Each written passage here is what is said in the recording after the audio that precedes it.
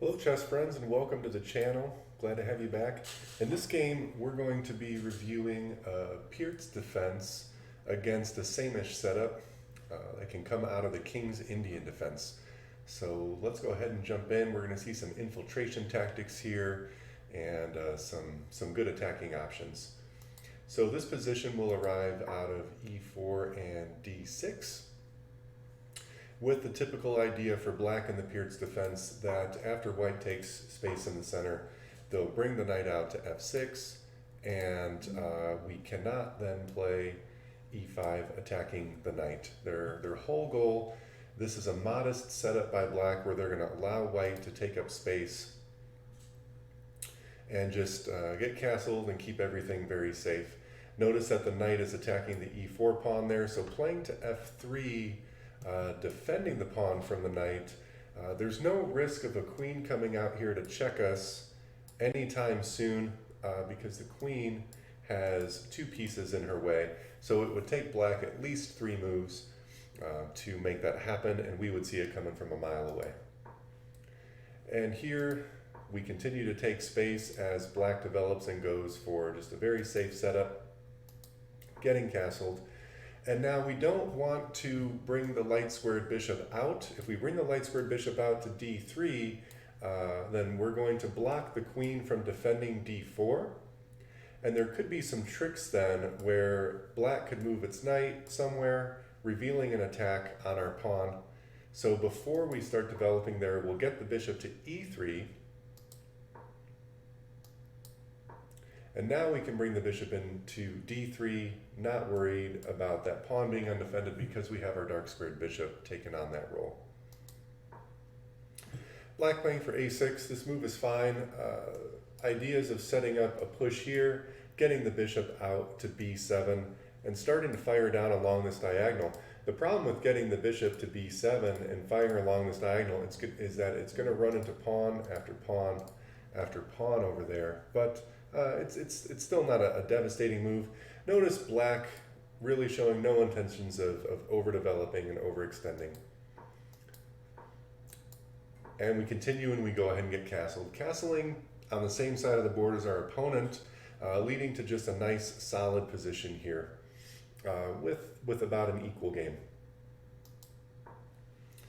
And this move is okay for black. Probably still better is to initiate this push. They've got a6 and c6 here, and so b5 really is aching to be played, but he doesn't. This is what we do when we're in the 1600s, is we don't always make the best moves, but it's totally fine. It's not bad. I'm going to go ahead and take the space that my opponent did not want to take. And now he continues to just play very, very passively, allowing me to come in. Now, a4 maybe not the best for me. This is usually not a pawn chain that you're looking for. There's nothing preventing his bishop from being able to come down and snag my rook once this pawn is out of the way and the knight's out of the way. So I do have to be cognizant of that. And here finally, we get a move by black that I actually have to respond to. So we'll go ahead and take that, and he takes back. And this does open up the B file for both of us here. And usually in this type of position, when you're faced with this structure here, you're going to see white closing the board here.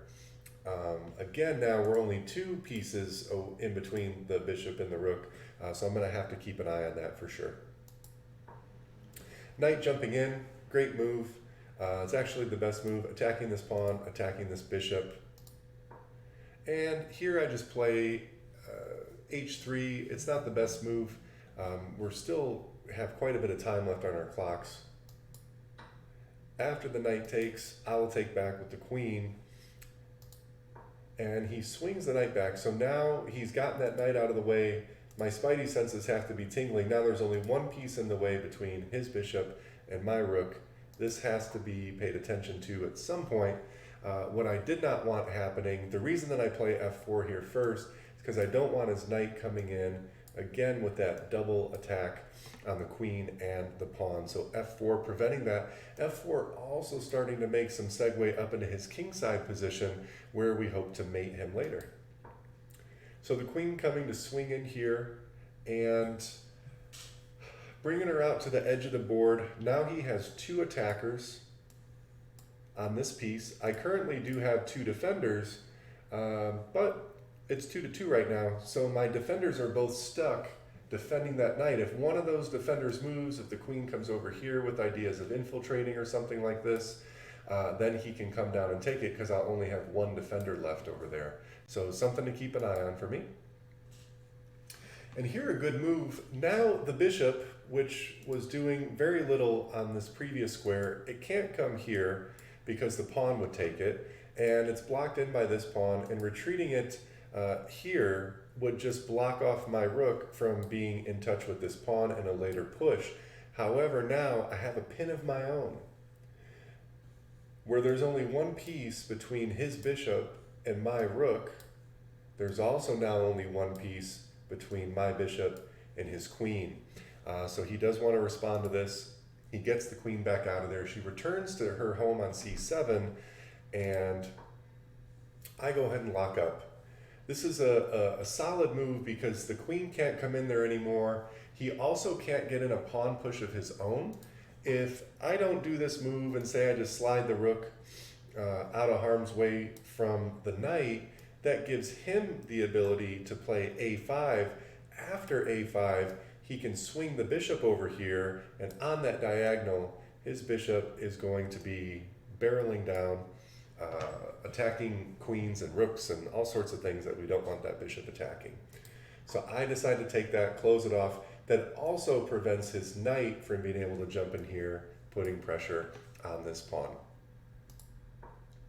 So knight going back to f6. My opponent now struggling to find something productive to do with this knight. Start to bring the rooks over. I'm thinking about this open file here. Maybe not the best move, but whenever there's an open file, we'd like to get our rooks onto it first and establish control. Gets his bishop out of the way. Getting the bishop out of the way. Now remember, he can't put his bishop here where it's doing nothing, so he can't go here, my pawn will take it. He can't go here, my pawn will take it. He can't go here, my pawn will take it. The reason it's important for him at this time to move the bishop is because now his rooks are connected with each other. And now he can come over and fight me for control of this b file. As soon as there's an open file, we want to start to get rooks onto it, and he's getting ready to do that.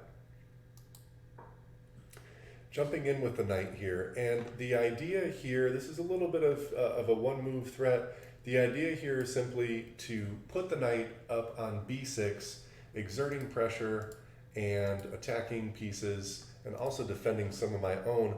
The issue with this move is that he can simply take it with his bishop, and I take back, and now my rooks are no longer connected to each other. So this was a bit of a mistake that I made. Still playing well, still have a slight advantage here. So he comes over to fight for control of the b file, which is good. I bring the rook back here. My queen is defending this rook. And rather than taking, he decides to make a maneuver whereby he's attempting to stack his rooks and really pile on over here. Little diagonal mishap there. The issue now is that I can fight for control over there instead. Better would have been to simply take the rook, and then after he takes back with his queen, I can slide my rook over, and then I have full control of the b file. So I did miss that, and as a result of missing that, and we get these exchanges, I don't have firm control of the b file, which I would have had before, and as a result, this position is fairly even. Moving the king up to f2, just getting him off the back rank. I have lots of pieces on my second rank here that can stand in the way. If he were to get a piece to this file, I would have some blockaders in my way. Now I have to respond to this threat, so after takes, king up again, still looking to defend, still looking to get really active here and move in. This pawn defended by this bishop, everything sort of anchored here. But now it's going to become a battle of,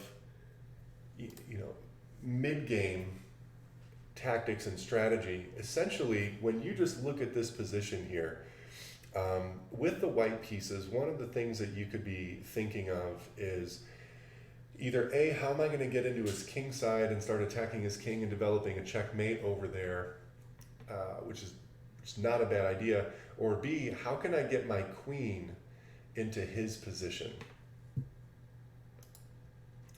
And so he gets the knight out of the way. There's an idea here where he can bring the bishop down and get locked in. Maybe he can start playing for some pawn pushes here and then get the knight pretty active, forking king and queen.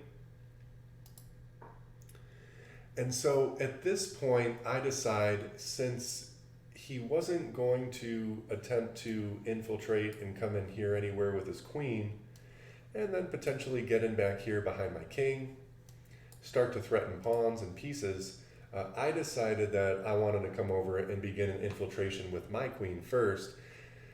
This was a mistake and not necessarily the best way to go. The computer will tell us here that there is most definitely a better move.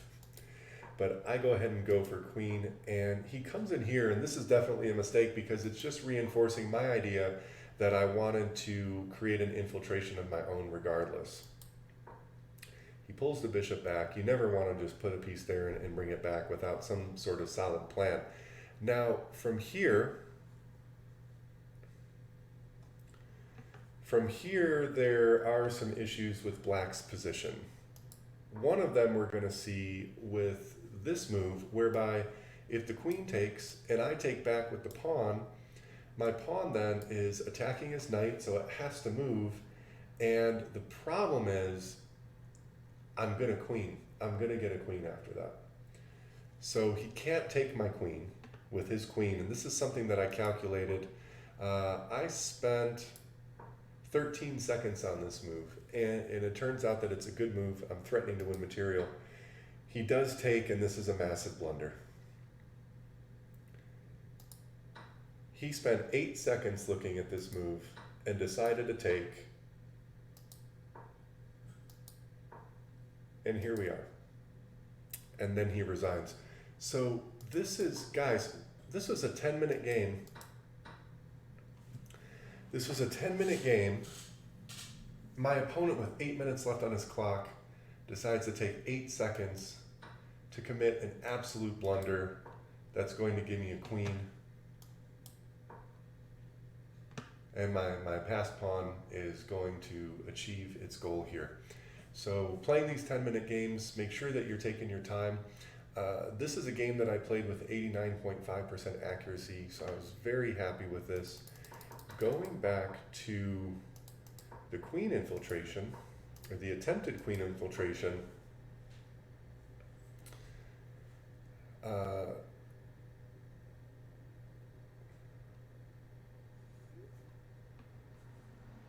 it's just, the computer is outright calling this a mistake. And so at some point I'll go back, I'll review this and see what's going on with that. But just some ideas in the Pirc Defense with the Saemisch, remembering the setup here,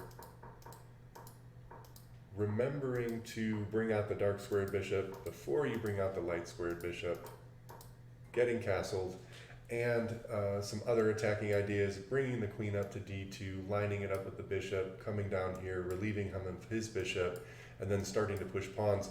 Kind of more typical tactics that you'll see there. This one just happened to develop on the queen side. If you found this video useful, go ahead and like and subscribe. It is the best move, and we'll look forward to seeing you on the next one.